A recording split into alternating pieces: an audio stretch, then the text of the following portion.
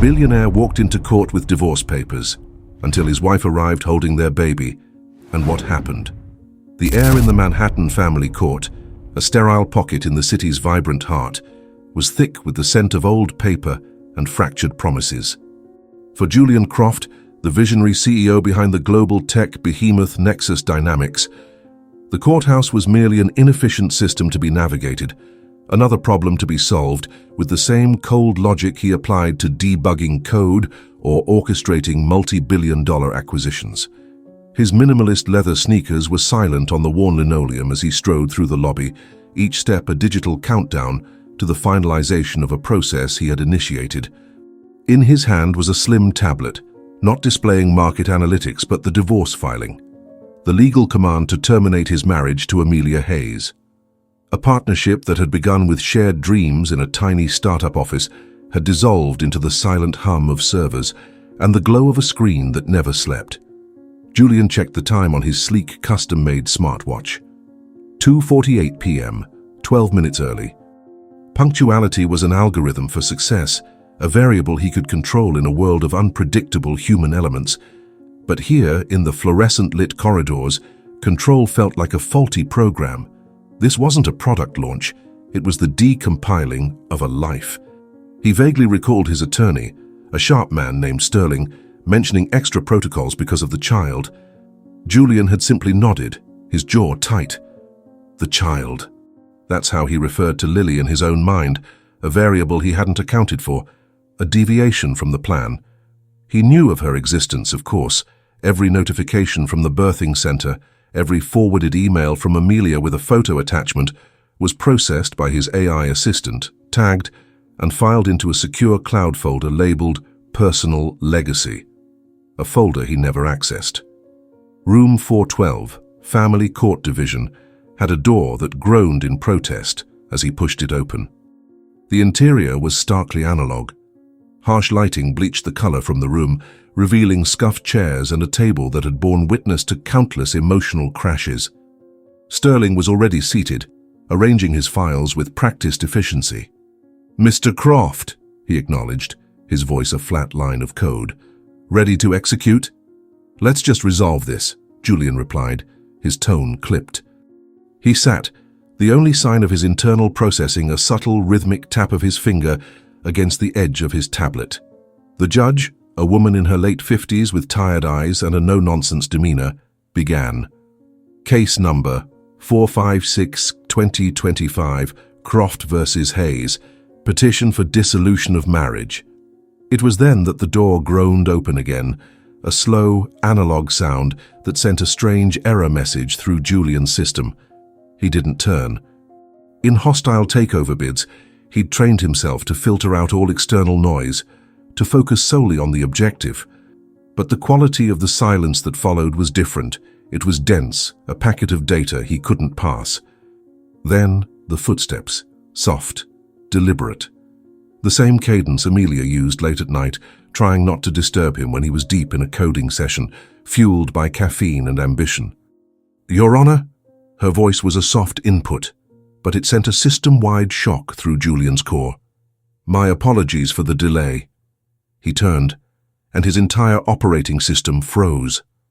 Amelia stood in the doorway, her form silhouetted by the light from the hall. She was not alone. Nestled in her arms, wrapped in a soft rose-colored blanket that warmed her otherwise weary features, was a baby. A 5-month-old girl with a whisper of dark hair and eyes that were an exact replica of his own. A deep, analytical gray that could deconstruct any problem. Lily was awake, her tiny hand clutching the fabric of Amelia's blouse, her gaze sweeping the room with a data-gathering curiosity, utterly unaware that her mere existence had just triggered a fatal system error in her father's carefully constructed world. Julian's breath hitched. It wasn't the surprise. He knew the data points of Lily's existence. The shock was the reality of her, the physical manifestation. It was like looking at a perfect, living algorithm that reflected not just his features, but every line of code he'd written to avoid this very moment. Amelia's eyes met his across the room. There was no anger, no fire in them, which was somehow worse. There was only a quiet, exhausted acceptance, the look of someone who had long since stopped expecting a response from a server that was perpetually offline. The judge looked up, her expression shifting from procedural boredom to sharp focus. "Ms. Hayes, the court was not made aware a minor would be present." "I wasn't either, Your Honor," Amelia replied, her voice steady as she shifted Lily to her other arm with the practiced ease of a mother who had learned to do everything alone. "The childcare had a last-minute issue, and I could not postpone this again." The words hit Julian like a denial-of-service attack. How many times had he postponed? How many times had his AI assistant sent a curt, automated message about a critical system-wide priority that required his immediate attention? Julian Croft had built a digital empire by being the smartest, most logical person in any room. But here in this analog courtroom, watching the woman he'd once built a dream with hold the daughter he'd treated as a data point, he realized his logic and power were meaningless. The two most important people in his universe were 10 feet away, and to them, he was a ghost in the machine. The silence in the courtroom stretched, a taut humming wire of unspoken code. Judge Larson, a veteran of domestic warfare, recognized the moment for what it was: a system crash.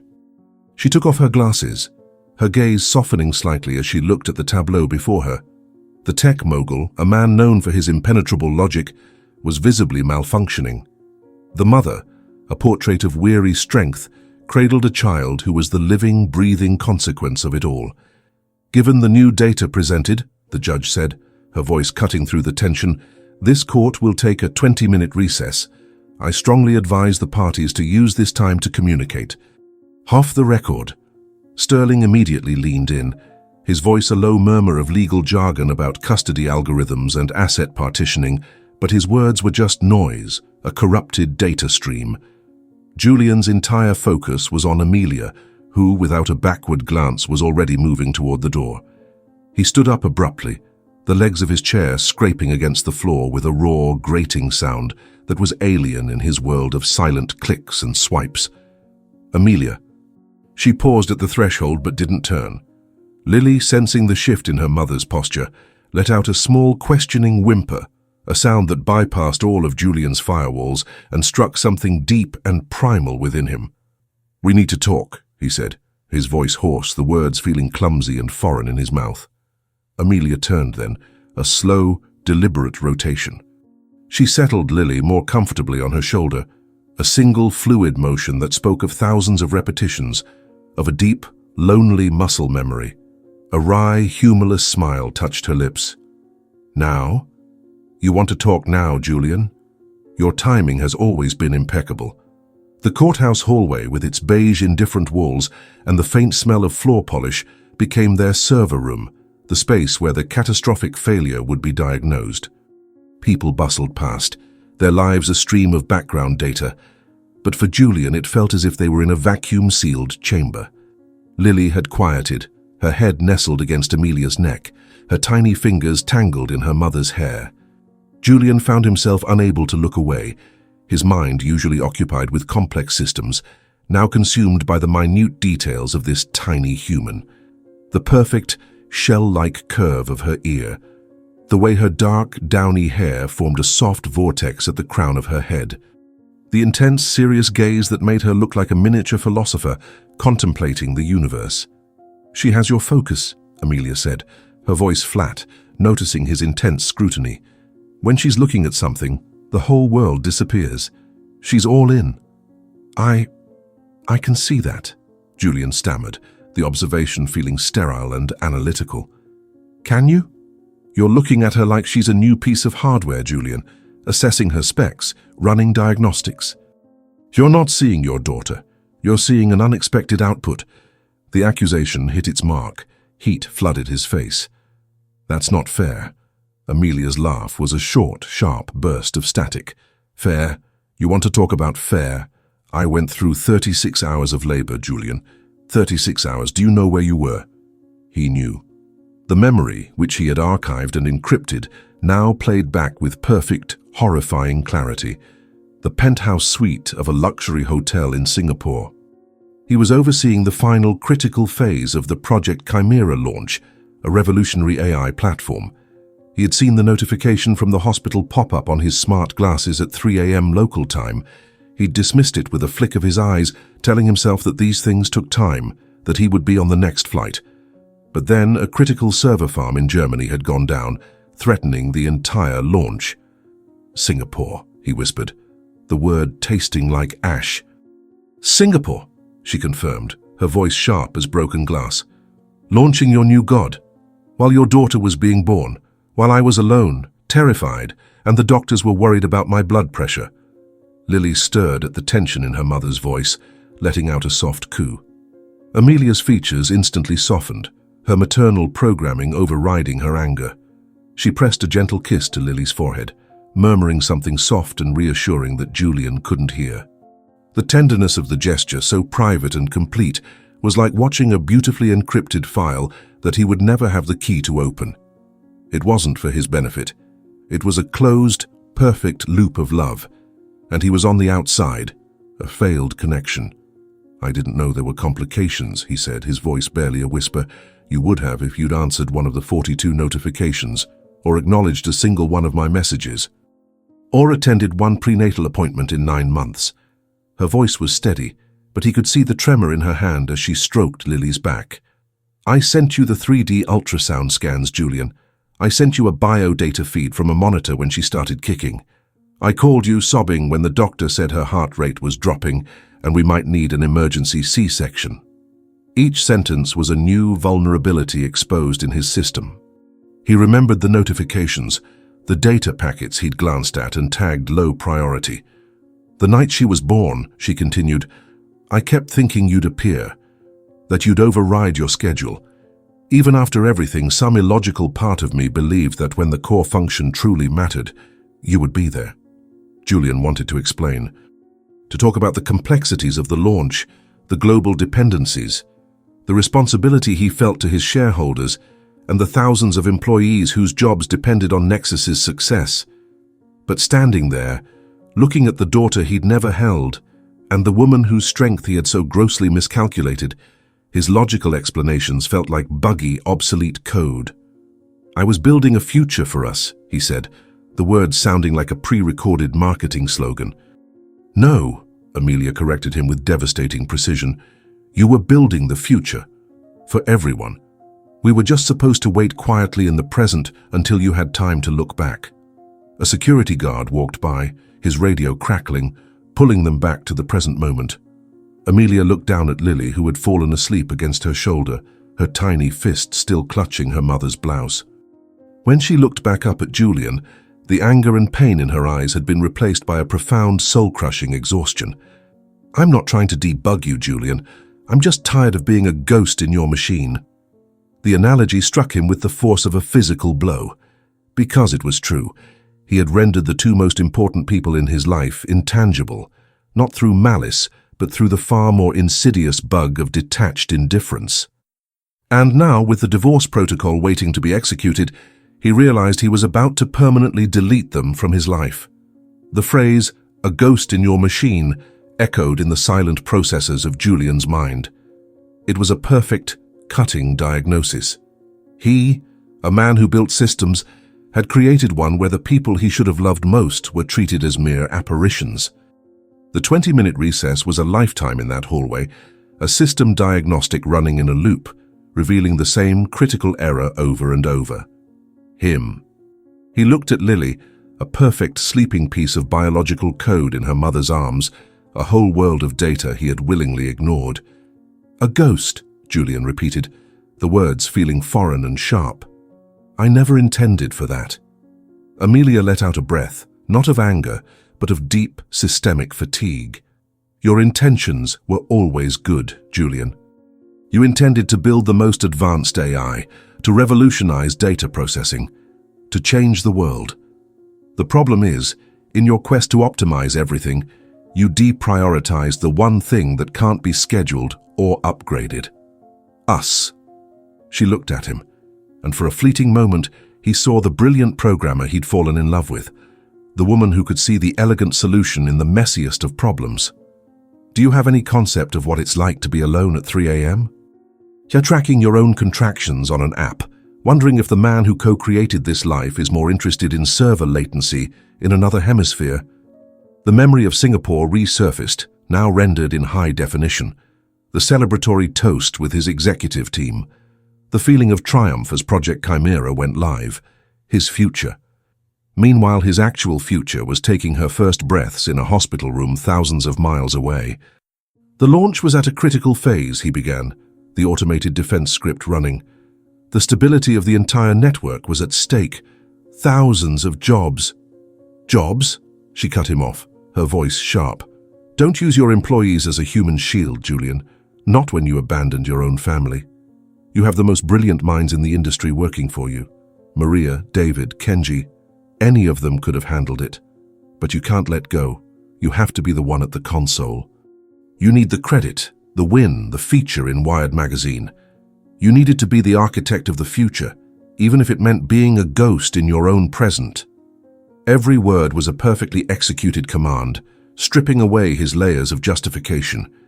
He wanted to argue, to explain the nuances, but the truth in her eyes was an unbreachable firewall. And the appointments? She continued, her voice trembling with suppressed data. Forget Singapore. What about the months before? The first time we heard her heartbeat, I sent you the audio file. You replied with a single character, K. K, Julian, for the sound of your daughter's heart. The appointment where we found out she was a girl, I messaged you ecstatic, and your auto-reply said, in a high-priority deep work session, we'll respond in 4-6 hours. The session never ended, did it? The world of tech never sleeps, but a pregnancy has a finite timeline. Childhood is a fleeting program, and you were missing the entire execution. He flinched. He remembered the K. He remembered the auto-reply. At the time, they were just efficient data management. Now he saw they were failed connection requests. The worst night, she went on, her voice dropping to a whisper, was a month before she was born. I woke up with a sharp pain. I called the doctor, who told me to go to the hospital. It could be preterm labor. I took a cab there alone at 3 a.m. I sat in observation for 5 hours alone, just praying she was okay. And you? You were in Dubai giving a keynote on the future of human-AI symbiosis. What's symbiosis, Julian? Your legacy isn't code. It's her. The image of Amelia, pregnant and scared in a sterile hospital room, finally bypassed his last defense. The logic board of his life short-circuited. He wasn't a visionary. He was a coward, hiding from the messy, unpredictable, beautiful code of human connection behind the clean, cold logic of his machines. He started, but the function returned a null value. There was nothing to say. An apology would be an insultingly small patch for a core-level corruption. He looked at Amelia, at the exhaustion etched around her eyes. He looked at Lily, stirring in her sleep. This tiny human was a miracle of biological engineering, and he had treated her like a bug in the system. When they returned to the courtroom, the atmosphere was thick with unspoken protocols.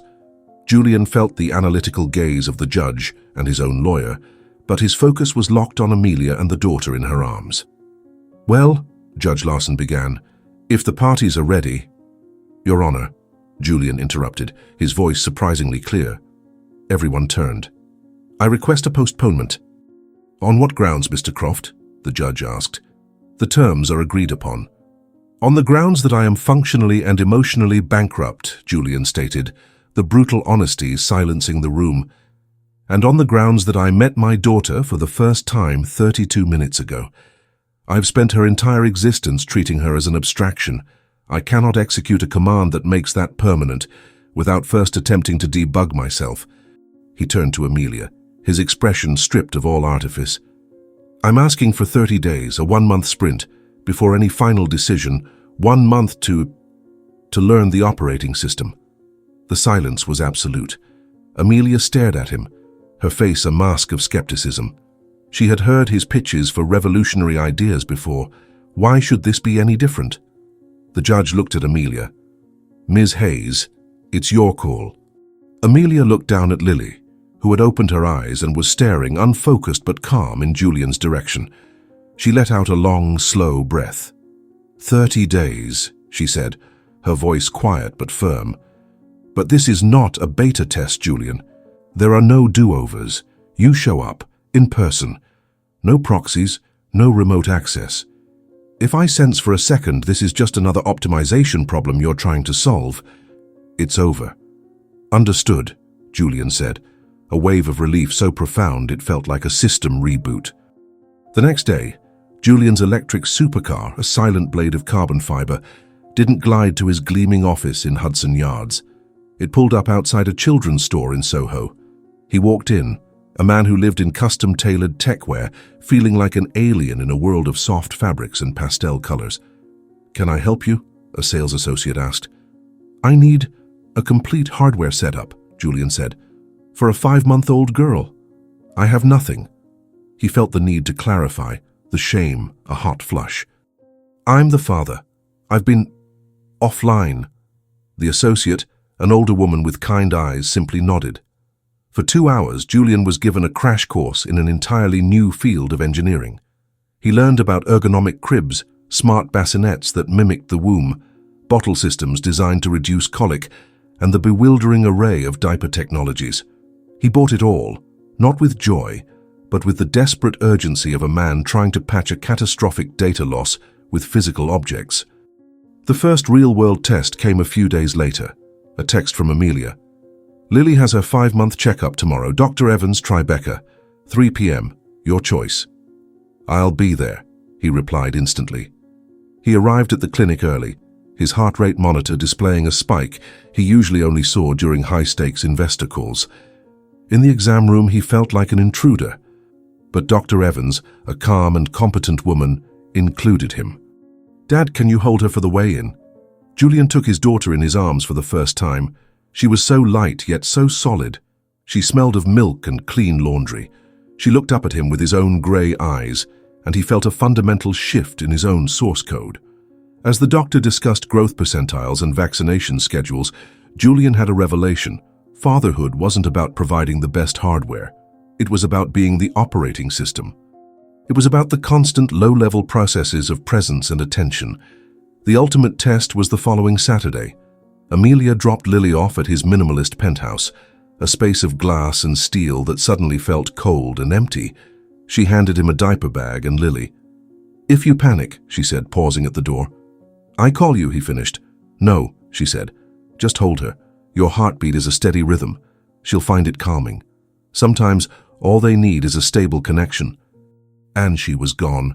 The silence was deafening. He and his daughter stared at each other. "So," he said to the tiny human on the floor, "let's interface." Lily gurgled and waved a tiny fist. Julian, at a loss, picked up a soft, textured block and handed it to her. She grasped it, brought it to her mouth, then dropped it and laughed. A pure analog sound of delight. It was the most beautiful output he had ever witnessed. He handed it to her again. She laughed again. For 20 minutes, the CEO of one of the world's most powerful tech companies did nothing but hand a block to his daughter, his universe shrinking to the space between them, and he had never felt more connected. Later, as he held her, giving her a bottle of warm milk, she fell asleep against his chest, her tiny body completely trusting. He stayed perfectly still, afraid to disrupt the connection. He looked at her peaceful face and felt a surge of love so powerful it felt like a system overload. He, Julian Croft, a man who dealt in logic and data, was completely, irrevocably, and illogically captivated. And for the first time, he understood the true meaning of value. The next 3 weeks were a period of intense dual processing for Julian. By day, he was Julian Croft, CEO, navigating the complex architecture of his global tech empire, making decisions that rippled across markets. But in the afternoons and every moment he could steal, he was just Julian, the novice father. He was learning a new programming language, one written in gurgles, cries, and smiles. He discovered that Lily was soothed not by ambient electronic music, but by the simple analog sound of his own humming. He learned that her favorite visual input was the pattern of light filtering through the leaves of a tree in the park. He mastered the complex logistical challenge of a diaper change, an operation that required more hands-on dexterity than assembling a prototype server. Amelia watched from a careful distance, a firewall of self-protection still firmly in place. She offered no positive reinforcement, but she didn't block his access requests either. She saw the changes. Julian's stark penthouse now had a soft, vibrant play area that clashed with the minimalist decor. A digital frame on his desk, which once cycled through stock prices, now displayed a live feed of a sleeping Lily from the smart bassinet he'd bought. They were small patches to a deeply flawed system, but they were patches nonetheless. He was making an effort. The question that lingered in her mind like a persistent background process was, what happens when a real crisis hits? Julian's life was defined by system emergencies and game-changing opportunities. It was only a matter of time before one demanded his full undivided attention. That test arrived on a crisp autumn Tuesday, delivered via a high-priority encrypted video call from Berlin. It was Klaus Richter, the formidable head of Germany's most powerful automotive conglomerate. For a year, Julian had been in a high-stakes race against competitors to secure a landmark deal, to become the exclusive AI and autonomous driving partner for Richter's entire fleet. It was a legacy-defining contract, worth tens of billions, that would cement Nexus Dynamics' dominance for the next decade. Julian, my friend, Richter's voice was sharp and decisive. The board has made its decision. The contract is yours, but there is a condition. They are nervous about a full software integration. They want to see you. They want the man whose name is on the patents to walk them through the final fail-safes. A final presentation, here in Berlin, Thursday. If they are satisfied, we sign on Friday. My jet is on standby in Teterboro. The old Julian would have felt a surge of pure, triumphant dopamine. He would have already been mentally mapping the flight plan, delegating his other tasks, preparing for the final push. The win was there for the taking, the crowning achievement of his career. But the new Julian, the man who had spent the previous evening discovering his daughter's fascination with the texture of a soft blanket, felt a different sensation, a system conflict, a critical error message flashing in his gut. Thursday. That was his day with Lily. They had plans. To the outside world, they were nothing, a visit to a sensory class for infants in their neighborhood. But to Julian, it was a critical update. A chance to watch her process new stimuli, to be present for a new stage of her development. Klaus, that is outstanding news, Julian said, his voice carefully modulated as he looked out his office window at the sprawling city below. However, this Thursday is not possible. A beat of silence on the other end of the call. It was the sound of a powerful man encountering an unexpected variable. Not possible, Richter repeated, his tone laced with disbelief. Julian, this is the Autobahn project. This is the future of mobility. What could possibly be a higher priority? What could be a higher priority? The question hung in the air. A year ago, the answer would have been an emphatic nothing. 6 weeks ago, the same. But now, the image that materialized in his mind wasn't of a signed contract or a celebratory press conference. It was the image of Lily, 5 months old, her grey eyes wide with concentration as she tried to grasp a new toy. It was the silent commitment he had made to himself to be present for her operating system's initial boot sequence. I have an unbreakable commitment on Thursday, Klaus, Julian stated, the decision locking into place like a final line of code. A personal one. Personal? Postpone it, Richter said with the blunt force of a man who believed everything could be rescheduled or bought. Julian, the board convenes only on Thursday. It is this window, or the window may close. Our competitors are not standing still. The implicit threat was clear. The old Julian would have capitulated. He would have rationalized that this deal would build a world of infinite possibilities for his daughter, but he was beginning to understand that the world Lily needed wasn't one of infinite possibilities, but one with a present father. A father who kept his commitments, especially the small, seemingly insignificant ones. Then the window may close, Klaus, Julian said, the words feeling both terrifying and liberating. I am dispatching my chief technology officer, Kenji. He co-authored the core patents with me. He knows the system architecture better than anyone. I will be available for the initial introduction via a secure holographic link, but I cannot be physically present. That is my final answer. He was risking it all. His reputation, the deal of a lifetime, his company's trajectory. He was violating the core principle of his own playbook. Never let them see you have a priority higher than the mission. Richter's sign-off was clipped and cold. Julian ended the call, his hand trembling slightly. He didn't feel triumphant. He felt a profound sense of dread. But beneath the dread was a new, stable current of something he hadn't felt before: wholeness. He had made a choice not based on a logical calculation of future profit, but on the man he was trying to become. When he told Amelia that afternoon as they sat on a soft mat, while Lily explored a space filled with different textures and sounds, he expected her skepticism. A cynical, "Let's see how long this lasts." Instead, she just watched him for a long moment, her gaze analytical. "Richter's automotive deal?" she asked, remembering the project that had consumed him for the past year. Yes, he wasn't pleased. "And you?" she asked, her voice soft. "Are you okay with the potential outcome?"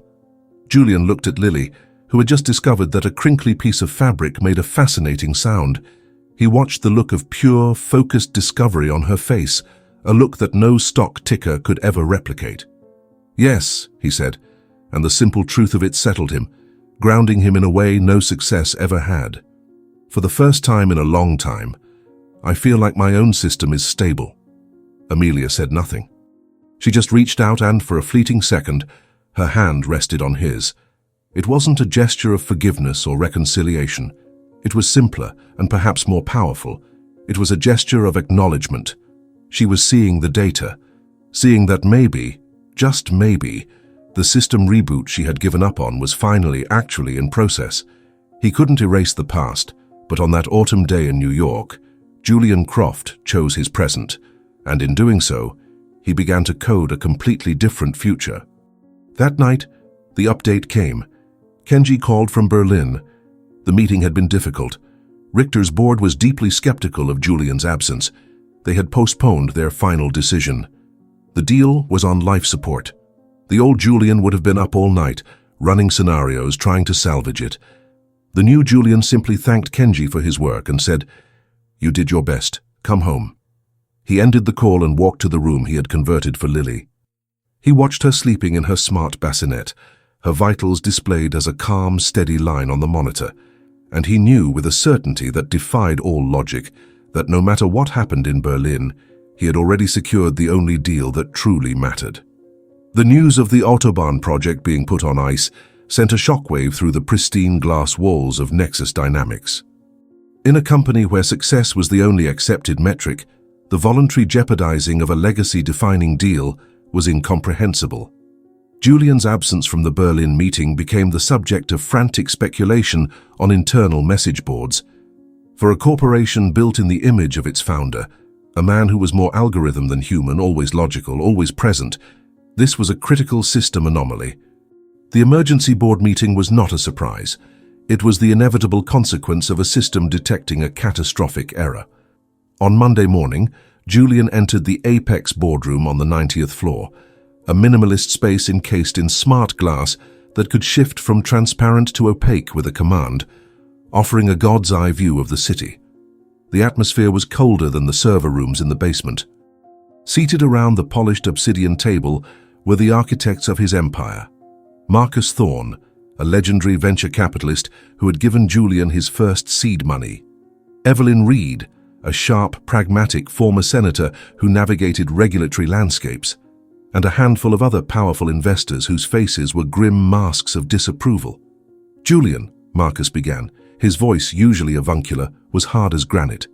"Explain yourself. I had Klaus Richter on the phone all weekend. He feels you've shown unprecedented contempt for our potential partnership." His words. Julian remained standing at the head of the table, his posture calm, a stark contrast to the palpable tension in the room. He wasn't going to defend, he was going to redefine. "What happened, Marcus, is that I honored a commitment," he said, his voice even. "A commitment," scoffed a younger board member, a data-driven hedge fund manager named Chen. "You jeopardized a $50 billion platform integration for a personal commitment. What variable in your personal life could possibly have a higher value than the future of this company?" Julian walked to the smart glass wall, and with a gesture, turned it transparent, revealing the sprawling city below. The buildings, which he once saw as nodes in a network he controlled, now seemed distant. "The variable that, once lost, has no recovery protocol," he said, turning to face them. "I was with my daughter." A stunned silence fell over the room. Daughter. It was a data point most of them didn't possess.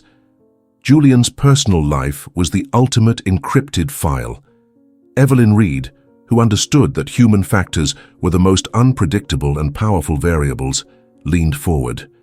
"Julian, no one here is discounting the importance of family, but there are always logistical solutions. A private jet, a rescheduled meeting. The world bends for men in your position."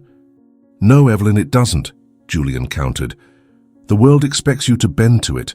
The solution isn't to fit my family into the downtime of my work. The solution is to re-architect my life so that my work serves it, not the other way around. And that is why we are here. Not for me to apologize for Berlin, but for me to propose a fundamental upgrade to the operating system of this company, starting with my own." He tapped his tablet, and a presentation appeared on the room's main holographic display. The title was stark and revolutionary: Nexus 2.0, The Human Protocol. What followed was a complete rejection of the hustle culture he himself had perfected. He proposed a radical restructuring of his role as CEO. He was delegating all day-to-day operational command to his executive team, shifting his own focus to long-term innovation and ethical AI development. He was mandating a hard cap on his own travel and instituting a company-wide right-to-disconnect policy, where after-hours work communications would be actively discouraged by the system itself. He was allocating a significant portion of the company's R&D budget to develop technologies that improved work-life balance, including an on-site AI-enhanced early childhood education center. "This is madness," Chen stated flatly. "You're proposing we intentionally introduce inefficiencies into a perfectly optimized system. Our competitors in Shenzhen and Silicon Valley are working 24/7. This is a voluntary surrender." "On the contrary, Chen, it's a strategic evolution," Julian replied, his voice resonating with a new kind of authority. "For 15 years, I built this company on the principle of human endurance, pushed to its absolute limit. I treated my employees and myself as components that could be run at 100% capacity indefinitely. I was wrong. That model leads to burnout, bugs, and a loss of the very creativity that drives us. A system running at its limit has no capacity for innovation. The Berlin deal is in jeopardy not because I wasn't there, but because I fostered a culture where my team was afraid to act without my final authorization." Marcus Thorne steepled his fingers, his expression unreadable. "The philosophy is compelling, Julian, but the market is a brutal binary system. It rewards growth, not philosophy. How do you prove this won't crater our stock price?" "I can't prove it with past data," Julian admitted, the honesty once again catching them off guard. "It's a forward-looking projection, a hypothesis, but I hypothesize that a team that is mentally and emotionally healthy will out-innovate and outperform a burned-out team in the long run. So I'm betting on the human component, Marcus. It's the one variable I've been ignoring, and it's the most powerful one we have." He paused, his gaze locking with each person in the room. "And this is the new protocol for my life. If this board deems that my function as a father is incompatible with my function as a CEO, then you are free to execute a change in leadership. I will not sacrifice my daughter's childhood on the altar of shareholder value. I would rather step down and teach her how to code on a simple laptop than miss the source code of her life." The ultimatum was absolute. He wasn't asking for their input. He was informing them of his new parameters. He was putting the empire he had coded from scratch on the line for a variable they couldn't quantify: love. Evelyn Reed was the first to speak. "My first husband used to say I was married to my career," she said, her voice quiet and reflective. "He was right. I won my Senate seat and lost my family in the same year. Perhaps the most illogical move is to continue running the same program and expecting a different result." The debate was fierce, a clash of old-world capitalism and new-world humanism. But Julian's resolve was unbreakable. He was no longer negotiating, he was deploying. At the end of 2 hours, the vote was razor thin, but his proposal was approved for a 6-month trial period. Marcus and Evelyn, the two most powerful voices, gave him the backing he needed. That night, Julian went to Amelia's apartment. Lily was already asleep. They sat on her small balcony overlooking the quiet Brooklyn street. He told her everything: the meeting, the proposal, the ultimatum. Amelia listened, her face illuminated by the soft city glow. When he finished, she didn't offer congratulations or praise. She just looked at him, her gaze so intense it felt like a deep-level scan. "The man I fell in love with," she said softly, "was a brilliant coder who wanted to build things that would help people connect. Somewhere along the way, he got lost and started building systems that isolated him." She paused, and a small, genuine smile, the first he had seen in what felt like a lifetime, materialized. "I think that man might still be in there behind the firewall." In that moment, under the New York sky, Julian didn't feel like a CEO who had just gambled his empire. He felt like a man who had finally debugged his own soul. The upgrade of his career had begun, and with it the possibility, however fragile, of restoring his most important connection. 2 years. In the hyper-accelerated world of Nexus dynamics, 2 years was an eternity. Enough time for 3 generations of hardware to become obsolete. But in the human-centric timeline Julian now lived by, 2 years was the time it took to recompile a life. It was the time needed for the most important and complex project he had ever undertaken, the rebuilding of his family.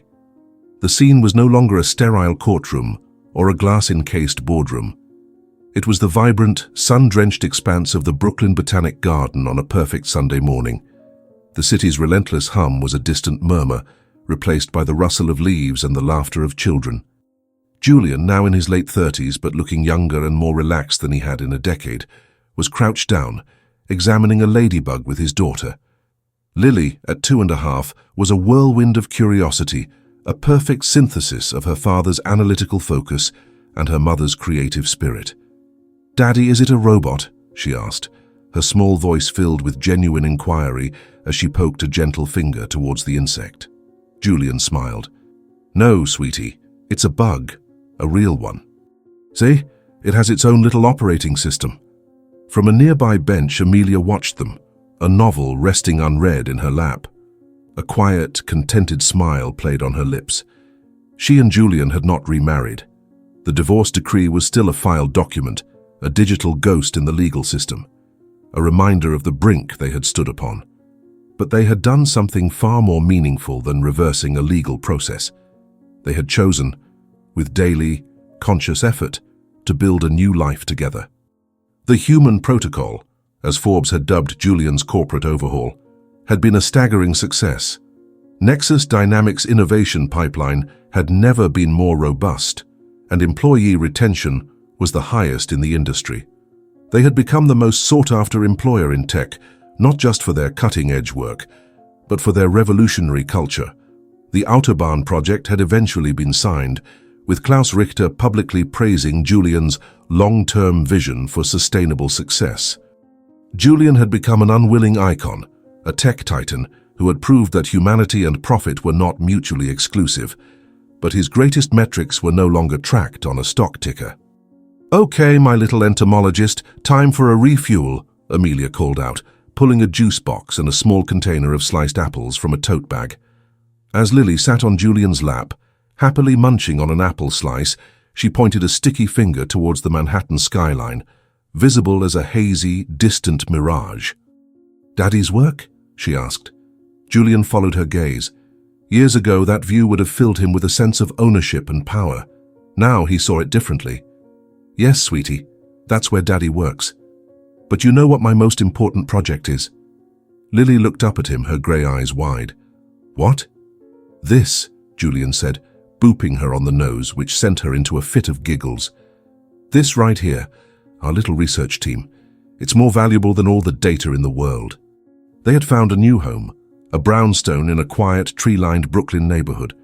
It wasn't Julian's stark penthouse or Amelia's cozy apartment. It was a neutral ground, a new server on which to build a shared life, free from the legacy bugs of their past. Their weekends were sacred, a protected block of time. They were filled with trips to the Natural History Museum, pizza from the corner spot where the owner always gave Lily extra basil, and family dinners where Julian, the man who once optimized every second, now lingered, listening, truly present. "I was thinking about something today," Amelia said later, as they walked hand in hand, Lily dozing in her stroller. "What were you thinking?" Julian asked. "That day in court. The look on your face when I walked in with her. You looked like your entire system had just crashed." Julian smiled, a hint of the old pain still there. "It did. I was looking at a ghost, Amelia. The ghost of my own future, which I was seconds away from permanently deleting. Sometimes I run the simulation in my head. What if you hadn't come? What if the childcare hadn't cancelled? I would have executed the command, and my life today would be an empty shell, a string of successes with no one to share them with. But I did come," she said, her fingers lacing through his, "and you asked for a 1-month sprint and you delivered. Forgiveness had not been a single event, but a continuous process of small, consistent actions." It was in the nights Julian stayed up with a sick Lily, monitoring her temperature with a calm he never knew he possessed. It was in the mornings he made breakfast, allowing Amelia an extra hour to work on her own design projects. It was in the way he now listened, processing not just her words but the meaning behind them. He had learned that love wasn't a static piece of code, but a dynamic, learning algorithm that required constant input and attention. That evening, after Lily was asleep, tucked in with her favorite stuffed robot, Julian and Amelia sat on the stoop of their brownstone. The comfortable silence was filled with the sounds of the neighborhood settling down for the night. "What are you thinking about?" she asked, their familiar ritual. Julian looked up at the sky where a few stars managed to outshine the city's glow. "I was thinking about value," he said. "I spent my entire life assigning value based on market cap, user acquisition, processing speed. I was a billionaire running on an impoverished emotional code." He turned to her, his eyes shining with a clarity that still took her breath away. "Now I understand. True value isn't in what you build. It's in what you protect. It's in the moments, your daughter's first word, the way she laughs when you pretend to be a robot, the quiet rhythm of her breathing when she's asleep, the feeling of your hand in mine. These are the data points that matter. They're the only currency with any real worth." From the baby monitor on the table between them, a soft sound emerged. Lily, in her sleep, murmured a single, clear word. "Dada." Julian closed his eyes, letting the sound process. It wasn't the roar of a successful product launch or the applause of shareholders. It was the sound of his own humanity, reflected back at him. Julian Croft, the man who had nearly optimized himself out of his own life, had finally understood. He didn't need to build a machine that could think like a human. He just needed to be a human. And in that simple, profound realization, he found a value beyond measure. Thank you for watching.